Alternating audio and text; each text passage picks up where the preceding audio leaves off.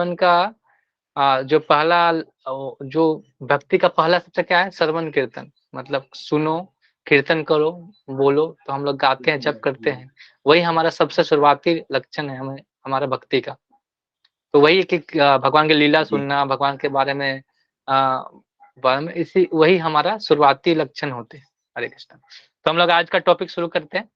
तो उससे पहले हम भगवान को प्रार्थना करते हैं, गुरु को प्रार्थना करते हैं, उसके बाद हम स्टार्ट करेंगे। ॐ अज्ञानतिमिरन्दस्य ज्ञानाञ्जनः शलाकया चक्षुरुन्मिलितं तस्मै श्रीगुरुवे नमः।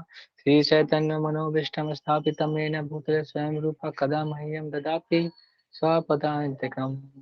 वन्देऽहं श्रीगुरो श्रीयुतापदकमलं श्रीगुरून् वैष्णवं च श्रीरूपं साग्रजातं साधना रघुनाथान्वितं तं सजीवम् साधुदैतं सावधूतं परिणतसहितं कृष्णचैतन्यदेवं श्री राधा कृष्ण पादां सागरिता श्रीविशाखावितांश्च हे कृष्ण करुणा सिंधु दीनबंधु जगतपते गोपेश गोपीकांत राधाकांत नमस्तुते तप्त कांचन गौरांगी राधे वृंदावनेश्वरी विश्वानुसुते देवी परमामि हरि प्रिये वाञ्छाकल्पतरुभिक्षा कृपा सिंधु पतितानां पावनेभ्यो वैष्णव्यो नमो नमः। जय श्री कृष्ण चैतन्य प्रभु नित्यानंद श्री अद्वैत गदाधर शिवासादि गौर भक्त बिंद। हरे कृष्णा कृष्ण कृष्ण हरे हरे हरे राम राम राम हरे हरे। हरे कृष्णा। तो आप लोगों का स्वागत है भगवत गीता की कक्षा में। तो हम अभी दूसरे अध्याय में प्रवेश कर रहे हैं। तो अगर आपको यहाँ तक अभी समझ नहीं आया तो फिर बाद में भी आप वीडियो देख सकते हैं, यूट्यूब पे है। तो जो पहला अध्याय में हम लोगों ने जो देखा, जो भगवान जो अर्जुन के जो विषाद थे, अर्जुन वो युद्ध नहीं करना चाहते हैं, तो भगवान सब सुन रहे थे। लेकिन अभी इस अध्याय में जो 3 जो विषाद है उनका वो आंसर करेंगे, आंसर देंगे। पहला क्या था, कौन बताएगा? पहला क्या, क्यों फाइट नहीं कर रहे थे? आपको थोड़ा भी समझ में आया तो जवाब दे सकते हैं। क्यों फाइट नहीं कर रहे थे वो? पहला पहला रीजन क्या था उनका?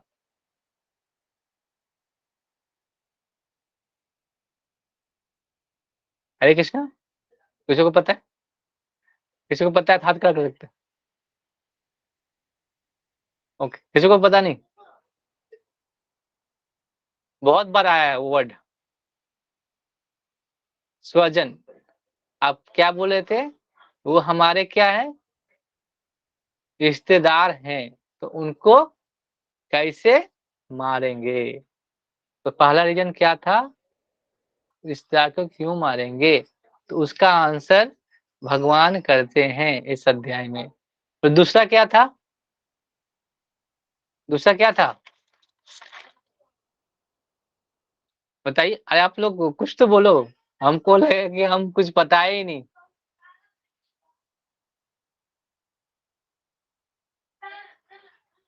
सेकेंड रीजन क्या था?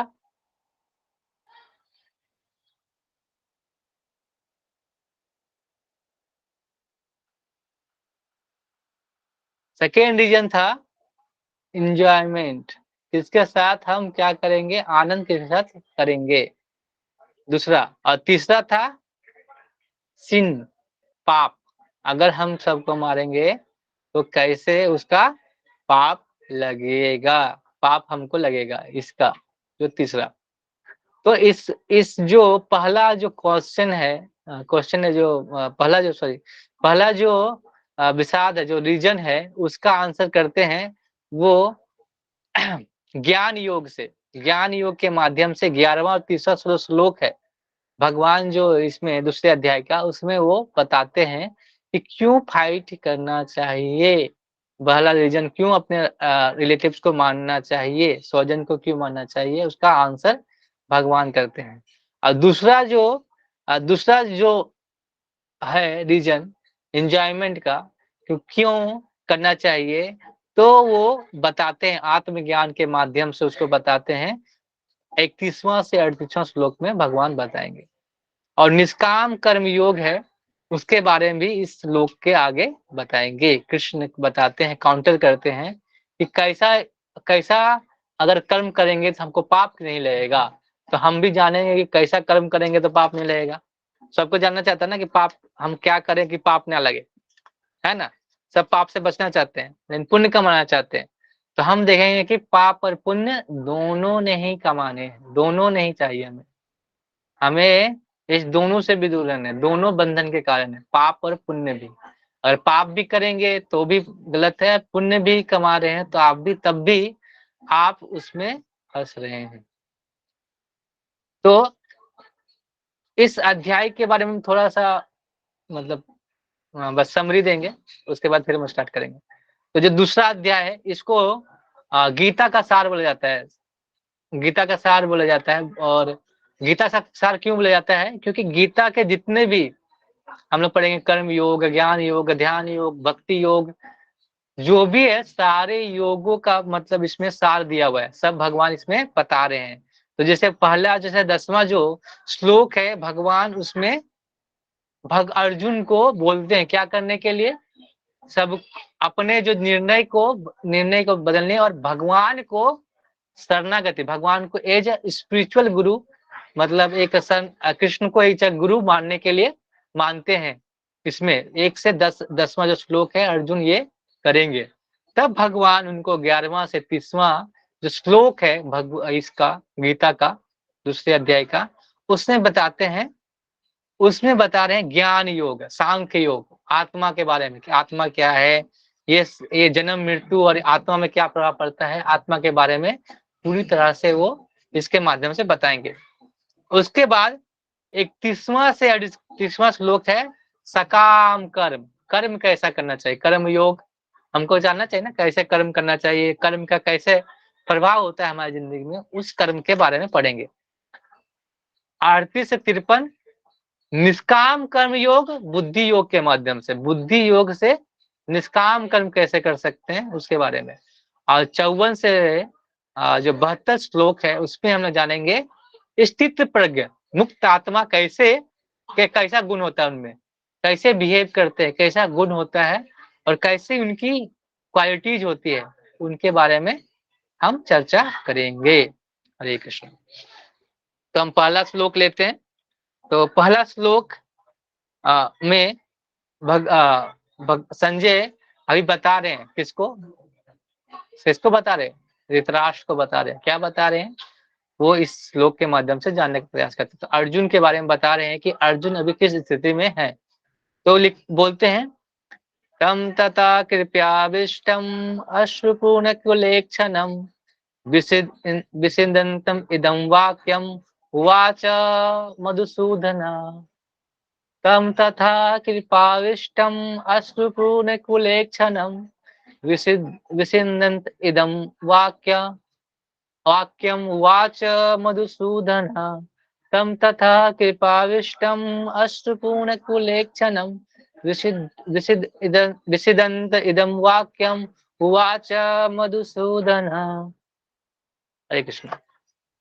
तो भगवान इसमें भगवान संजय अभी इसमें बोल रहे हैं, अपने तात्पर्य में अनुवाद में लिखते हैं प्रभुपाद, संजय ने कहा करुणा से व्याप्त शोक का युक्त अश्रुपूरित नेत्रों वाले अर्जुन को देखकर मधुसूदन कृष्ण ने ये शब्द कहे। तो आगे वो शब्द बोलेंगे। तो अभी क्या है, अर्जुन क्या है, वो हमने देखा पीछे श्लोक में, पिछले अध्याय के लास्ट श्लोक में वो बैठ जाते हैं, सब कुछ गांडीव धनुष बाण सब कुछ छोड़ के बैठ जाते हैं। अभी पूरी तरह से क्या है, व्याप्त शोकाकुल और अपने आंखों में अश्रु लिए बैठे हुए, अश्रु लेके बैठे हुए हैं, मुंह में पड़े हुए, अपने स्वजन को नहीं मारने का बोले कि हम नहीं मार सकते, ऐसा बोल के वो बैठ जाते। तो ऐसा क्यों कर रहे हो, ये कैसा क्यों हो रहा है उनका, इनके साथ ऐसा क्यों हो रहा है? तो तात्पर्य में लिखते हैं प्रपाद, ऐसा क्यों होता है, जो लोग असली आत्मा का लक्षण मतलब जो लक्षण है आत्मा के वो नहीं जानते, वो ही ऐसे चीजों में फंस जाते हैं। तो इसमें पहले तात्पर्य के पहला लाइन यही है, प्रपाद लिख रहे हैं भौतिक पदार्थों के प्रति करुणा शोक तथा अश्रु ये सभी असली आत्मा को ना जानने के लक्षण है। क्या है? ना जानने के लक्षण। तो हम लोग क्या करते हैं, भौतिक चीजों पे आसक्त हो जाते हैं। कहते हैं कि अगर अगर हमको कोई चीज बहुत प्यारा होता है, अगर कोई छू भी लेता है तो हम लोग क्या करते हैं, लड़ाई कर देते हैं। लेकिन हम अभी लोग क्या कर रहे हैं, love the things and use the people. क्या कर रहे हैं, लोग चीजों को प्यार करते हैं और क्या करते हैं, जो लोगों को यूज कर रहे हैं। लेकिन हमें क्या करना है, use the people, sorry use the things and love the people. तो हम लोग उल्टा करते हैं। इसके वजह से हम क्यों करते हैं ऐसा, कि हम नहीं जानते आत्मा का जो लक्षण है वो हम नहीं जानते। Love people, love the God, love the Krishna. Krishna को प्रेम करेंगे तो हमको सारा कुछ अपने आप प्राप्त हो जाएगा। तो हम ये नहीं पता। तो शाश्वत आत्मा है, जो शाश्वत आत्मा है के प्रति करुणा, मतलब जो शाश्वत आत्मा जो कौन है, कृष्ण है।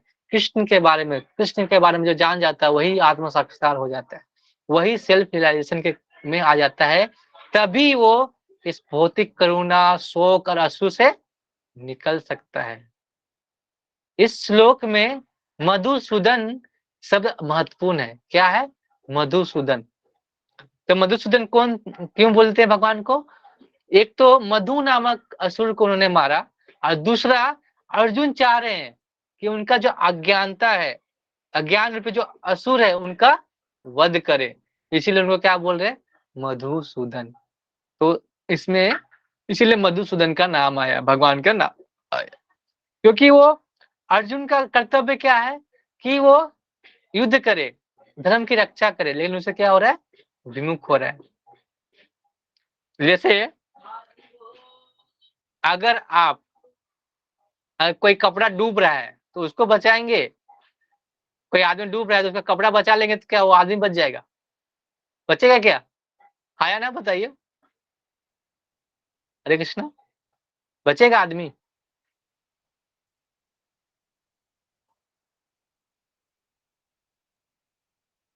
नहीं बचेगा ना, आदमी तो नहीं बचेगा।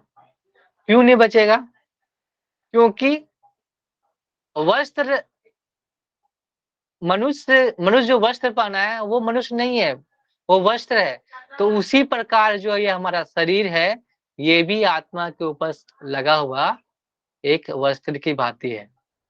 तो अगर हम इस शरीर को बचाने की कोशिश करते हैं, बार बार इसी शरीर को बार बार रगड़ने की कोशिश करते हैं, तो ये मूर्खता वाला काम है। करुणा जो हम लोग कर रहे हैं, किसके लिए कर रहे हैं, वस्त्र के लिए। तो अगर डूबता हुआ आदमी को बचाना है तो क्या करना पड़ेगा हमें, उनके वस्त्र, उनका वस्त्र नहीं, उनको बचाना पड़ेगा, उसका शरीर। तो शरीर के ऊपर ये वस्त्र है। उसी प्रकार जो आत्मा है, वो आत्मा हमारे अंदर है। तो उस आत्मा को बचाने के लिए हमें ये जो शरीर है उसका ज्यादा से ज्यादा ना करके आत्मा के बारे में सोचना पड़ेगा। तो आत्मा के बारे में क्या सोच सकते हैं, आत्मा को जब हम जानते हैं कि ये जो आत्मा है किसका है, किसका दास है, श्री कृष्ण का, जो शाश्वत आत्मा है, उनके नित्य कृष्ण दास है। तो उसके दास जब हम हो जाते हैं, तब हमको पता हो जाता है कि हमारा जो आत्मा है वो अच्छे जगह पे, सही रास्ते पे। तो जो ये शरीर है, हमारा स्थूल शरीर है, बस एक शरीर की एक वस्त्र की भांति है, जो हर अगले जन्म में आपको अलग शरीर मिलेगा, अलग वस्त्र। जैसे हम लोग कोई वस्त्र पहनते हैं तो उसको फिर क्या करते हैं, वस्त्र अगर वस्त्र अ, पहनते हैं, फिर उसको क्या करते हैं, फिर उसको उतार देते हैं, फिर दूसरा वस्त्र पहनते हैं दूसरा दिन। तो वो वस्त्र हम नहीं है ना। वस्त्र वो हम पहनते हैं, लेकिन शरीर, जो हमारा शरीर है, वो जिस तरह वस्त्र पहन रहा है वैसे भी आत्मा हमारा शरीर बार बार पहनते रहती है। इसलिए हमारे करोड़ों जन्म होते हैं, लाखों जन्म होते हैं, लाखों योनियों में हम लोग जाते हैं, और हर बार वस्त्र पहन रहे हैं, और ये मनुष्य जन्म मिलता है हमको दुर्लभ, दुर्लभ मानव जन्म, सुदुर्लभ, सुदुर्लभ, दुर्लभों में दुर्लभ है ये मानव जन्म। अगर ये जन्म आपने भगवान साक्षात्कार के लिए नहीं लगाया, भगवत साक्षात्कार के लिए, तो पूरा जो मनुष्य जीवन है वो बेकार है। आपने इस जन्म में भगवान के लिए जिज्ञासा नहीं की, भगवान की इच्छा नहीं की, तो आप इसके लिए क्या है, हमेशा क्या करेंगे, हमेशा से हमेशा आप शुद्र वाला काम करें। शुद्र वही है जो अपने शरीर को सब कुछ मानता है, अपना शरीर का जीवन पालन के लिए करता है। तो शुद्र, जो शुद्र होते हैं वो अपना ये आत्मा के जिज्ञासा नहीं कर सकते।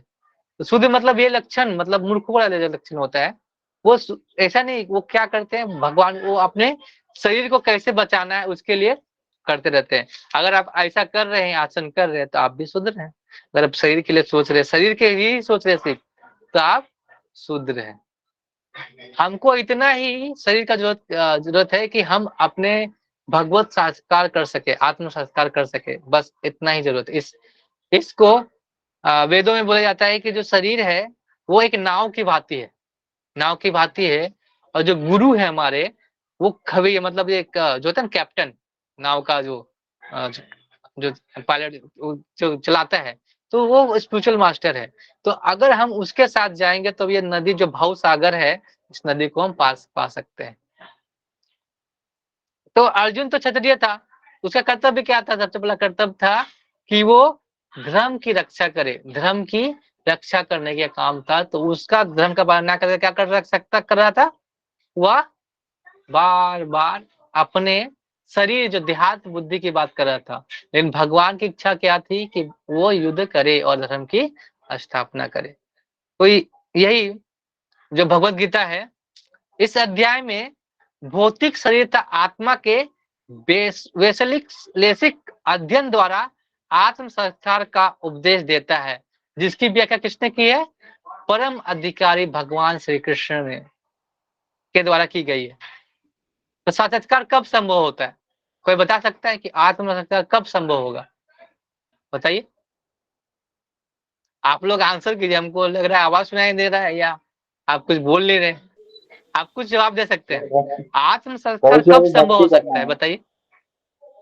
हाँ, भक्ति करने से। कैसी भक्ति करने से? कैसे भक्ति करने से? तो अगले लाइन में भगवान प्रपाद लिखते हैं लास्ट लाइन में कि जब मनुष्य निष्काम भाव के से कर्म करे और आत्मबोध को प्राप्त हो। क्या करे? निष्काम मतलब सारा जो कर्म फल को त्याग के कोई कर्म करके क्या करे? निष्काम भाव से अपने आत्म बोध करके, मतलब सेल्फ रियलाइजेशन करके अगर कोई उस भाव पद पे चल रहा है, तो आत्म साक्षात्कार को पा सकता है, संभव हो सकता है। तो आगे भगवान बताएंगे कि कौन सा कर्म करना चाहिए। सकाम, बहुत सारे कर्म है, उस कर्म में कौन सा कर्म सबसे उच्चतम है, उस कर्म को करके हम करते। लेकिन ऐसा नहीं है कि वही कर्म करना है, वो एक प्लेटफॉर्म है। हमको तीनों गुणों और तीनों कर्म कामों से हमको ऊपर उठना है। वो भक्ति का भक्ति तब हम कर सकते हैं। वो भक्ति का हम ये प्लेटफॉर्म है कि जहाँ पे हम रह के भक्ति कर सकते हैं। एक माध्यम है ये, जो हम लोग जो 3 गुण पढ़ते हैं, जो कर्म पढ़ते हैं, ये सब हमारे एक साधन है जिससे हम भक्ति कर सकते हैं। तो इस श्लोक में बस वही बता रहे हैं। और इस जो जो पार्ट है, जो लेसन है, जो चैप्टर है, उसके बारे में यही यही बताना चाह रहे हैं। तो नेक्स्ट श्लोक भी ले ले आप लोग की, अगर आज्ञा हो, इच्छा हो, तो हम आगे नेक्स्ट श्लोक ले सकते हैं। यस, जी ले हाँ लीजिए। या ना? ओके।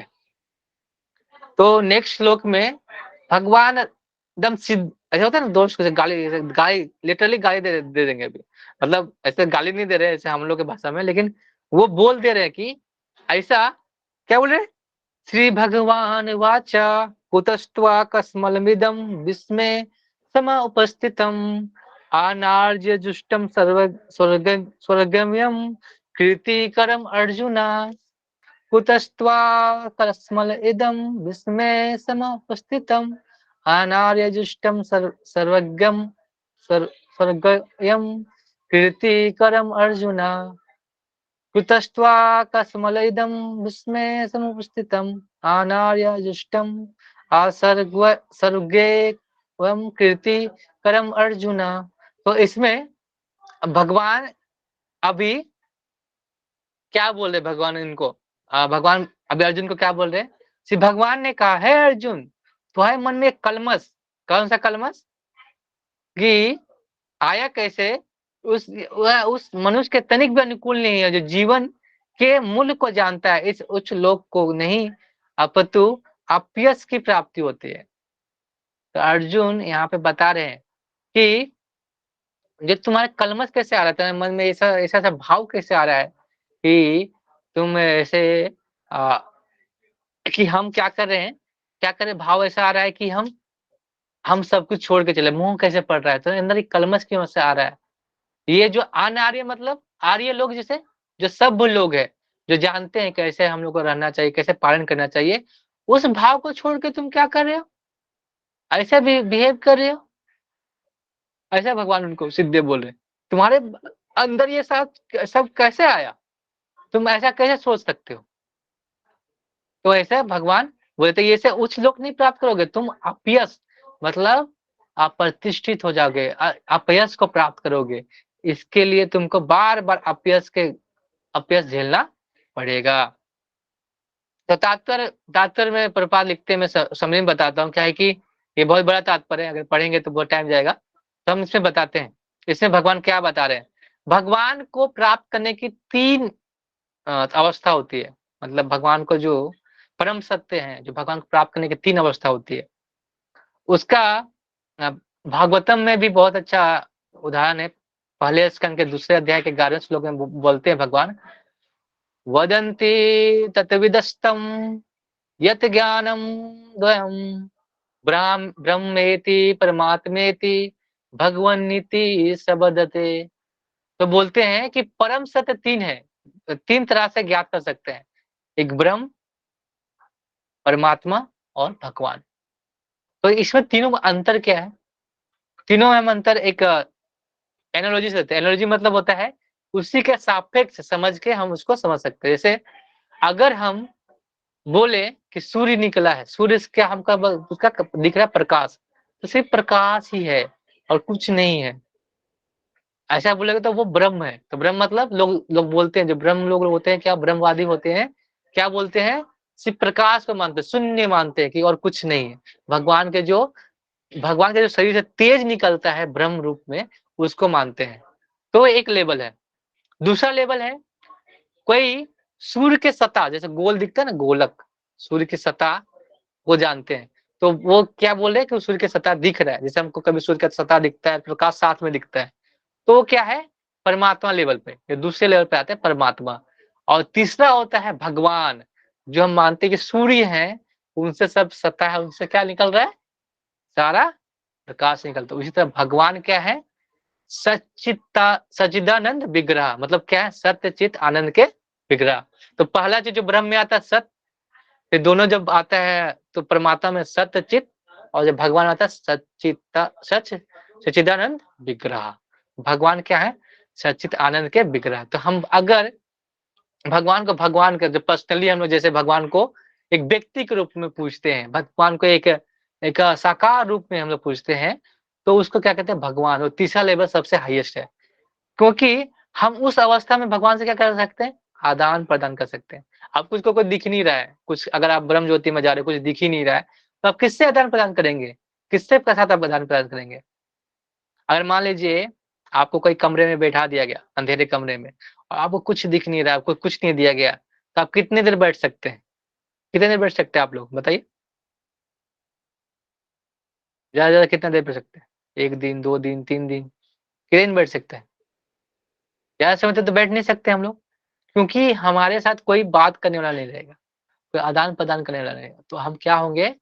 धीरे-धीरे क्या होंगे? हमें बोर होगा, धीरे-धीरे क्या होंगे? हम कुछ ही नहीं कर रहे तो एंगेजमेंट नहीं है, तो हम क्या करेंगे? जैसे आप देखते हो जब कभी आपको सेवा रहता है, बहुत ज़्यादा आपको जो इंटरेस्ट है, सेवा रहता है, क्या धीरे-धीरे टाइम बीत जाता है, आपको पता नहीं चलता। लेकिन वही चीज़ अगर आपको दिया जाए, जो आपको काम पसंद नहीं है, तो आपको क्या लगता है कि कब जाएगा समय? जैसे कोई अगर कोई मैथ का अगर कोई सब्जेक्ट है, किसी को अच्छा नहीं लगता, उसको बोलेंगे कि चलो पढ़ना है, तो बोलते हैं तब वो क्लास में क्या कर देखते रहता है कि कब टाइम जाएगा, कब टाइम जाएगा? 5 मिनट, ये 5 मिनट ही हुआ है। हाँ, लेकिन जब बोलते हैं जब जब उसको इंटरेस्ट होता है तो कब इक्वेशन बना दिया, खत्म हो गया, टाइम खत्म हो गया, पता नहीं चलता है।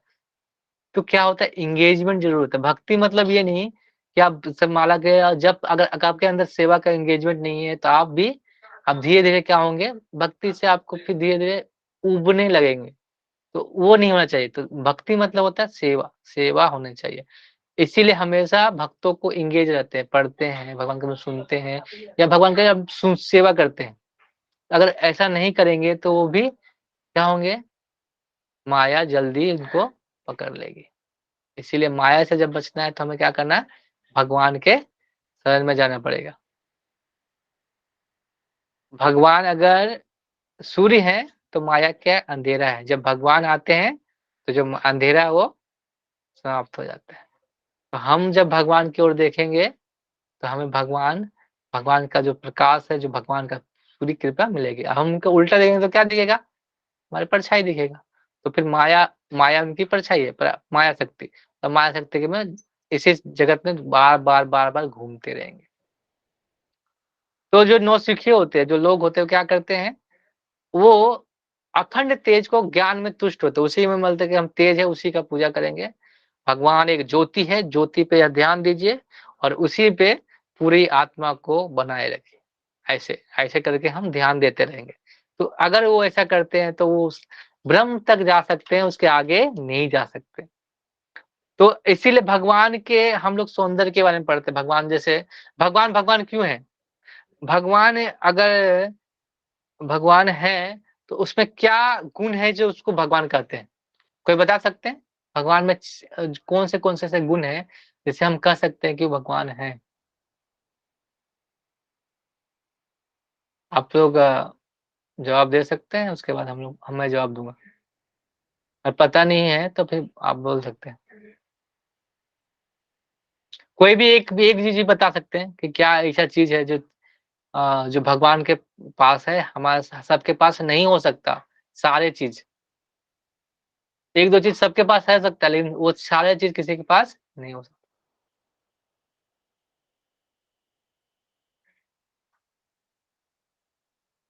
तो इसमें सबसे पहला है, वो अगर हमेशा क्या? दिन दिन रात दिन रात क्या बोले? अच्छे से आवाज़ नहीं आ रही, वो बताइए। ये भगवान तो दिन रात वो जो दिन रात भगवान को क्या कहते हैं? बनाते हैं ना। हाँ, नहीं नहीं, दिन-रात प्रभु बनाते जी हैं, वो ठीक है। दिन रात बोलते हैं ना। दिन अच्छा, दया भाव। हाँ, दया तो उनका है, ले 6 गुण है, जिसे भगवान को हम जो 6 ऐश्वर्य है भगवान के, जो पूर्ण है, जो किसी के पास नहीं होते हैं, सारे 6।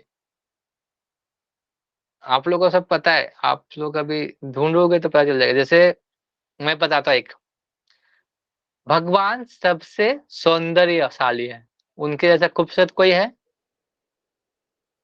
है क्या? नहीं। करोड़ों नहीं कोटि नहीं जो सर। कोटि कामदेव है ना, उनको देख के कामदेव भी उनको देख के मूर्छित हो जाते हैं, इतने सुंदर है भगवान। और दूसरा क्या हो सकता है भगवान के पास? ज्ञान। ज्ञान भगवान के मुख से ही सारा वेद, गीता, सारे कुछ जो वेद है, सारे चीज क्या निकले हैं? भगवान से। तो भगवान से ज्ञानवान कोई है? नहीं है। ये दोनों चीज भी हो सकता है, लेकिन एक त्याग, वैराग्य, वैराग्य भी है। वैराग्य है किसी के पास साथ में? नहीं। जिसके ज्ञान है तो वैराग्य नहीं।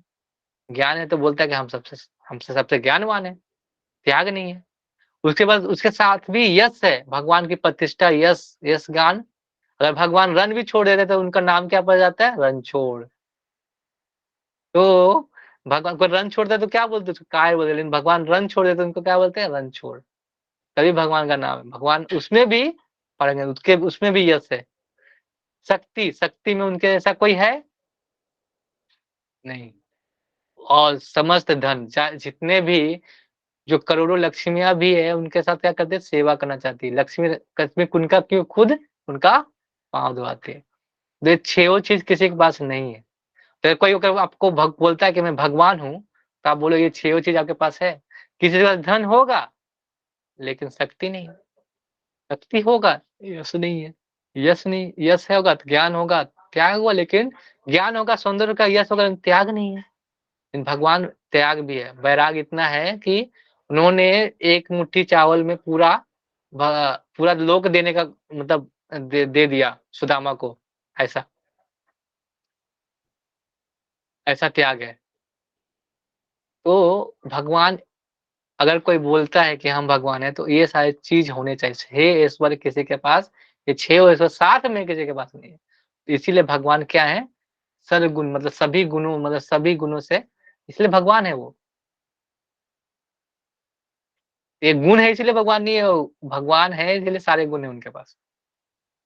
तो भगवान इ को, अगर भगवान है तो इसके बारे में खुद ब्रह्मा जी 5वें अध्याय में, मतलब ब्रह्म संहिता के 5वें अध्याय के फर्स्ट श्लोक में बोलते हैं, ईश्वरा परम कृष्ण सच्चिदानंद विग्रह अनादिरादिर गोविंद सर्व कारण कारणम। तो ये भगवान खुद ब्रह्मा जी बोल रहे, ब्रह्मा जी खुद भगवान के बारे में बोल रहे हैं कि भगवान क्या है? सच्चिदानंद विग्रह है और सारे आनंद का समुद्र है, सभी कारणों के कारण है। हरे कृष्णा। तो आज इतना ही लेंगे, कल थोड़ा सा और तात्पर्य है तो पढ़ेंगे। किसी का सवाल है या किसी का कुछ है तो पूछ सकते हैं, और कोई सवाल नहीं है तो आप ज्यादा ज्ञानी हैं या मैं कुछ समझा नहीं पा रहा हूँ, या फिर, प्रभु जी, या हरे कृष्ण। आप लोग बहुत बहुत विद्वान हैं। हरे कृष्ण। प्रभु जी, हाँ हरे कृष्ण। प्रभु जी, मतलब 3 गुण मतलब क्या है प्रभु जी? क्या बोल रहे हैं? 3 गुण? जी जी। 3 गुण है, सतो, रजो और तमोगुण। ये 3 प्रकृति के 3 गुण में सारे, जो जो ये जो ब्रह्मांड भी निर्माण हुआ है ना, 3 गुणों पे निर्माण हुआ है। त्रैगुण्य, त्रैगुण्य बोलते हैं, त्रिगुण, 3 गुण, सारा चीज 3 गुण में है। जैसे अब ब्रह्मांड का संरचना देखो, ब्रह्मांड के हम पढ़ते हैं तो जो जो ऊपर के जो 7 लोक है, जो 6 लोक है, जो स्वर्ग से स्टार्ट होता है ब्रह्म लोक, तो उसको जो सत्वगुण में है।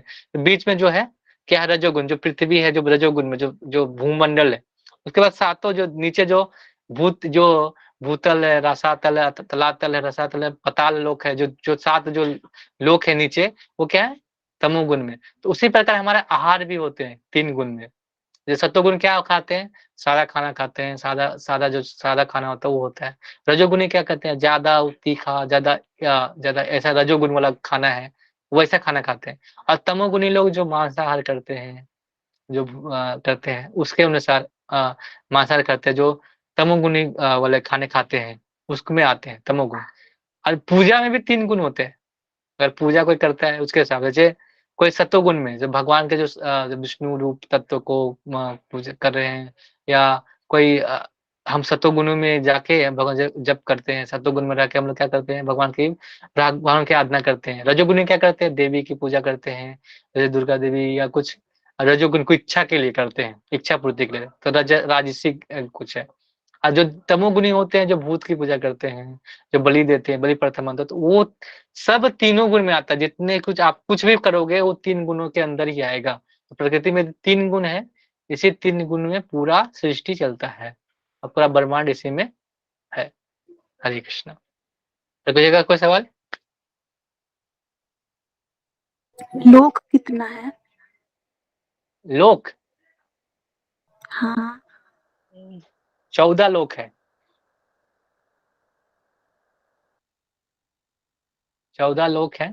तो मैं आपको नाम भेज दूंगा, ठीक है, वो 14 लोक के बारे में। ठीक है। ओके, और किसी का सवाल? ओके, हरे कृष्णा। तो इस क्लास को हम ये समाप्त करते हैं, टाइम भी हो गया। तो एक बार हम लोग महामंत्र बोल के क्लास को समाप्त करेंगे। हरे कृष्णा कृष्ण कृष्ण हरे हरे, हरे राम राम राम हरे। श्रीमद् भगवद गीता की जय, शिला प्रपाद की जय, समस्त भक्तवृंद की जय। हरे कृष्णा।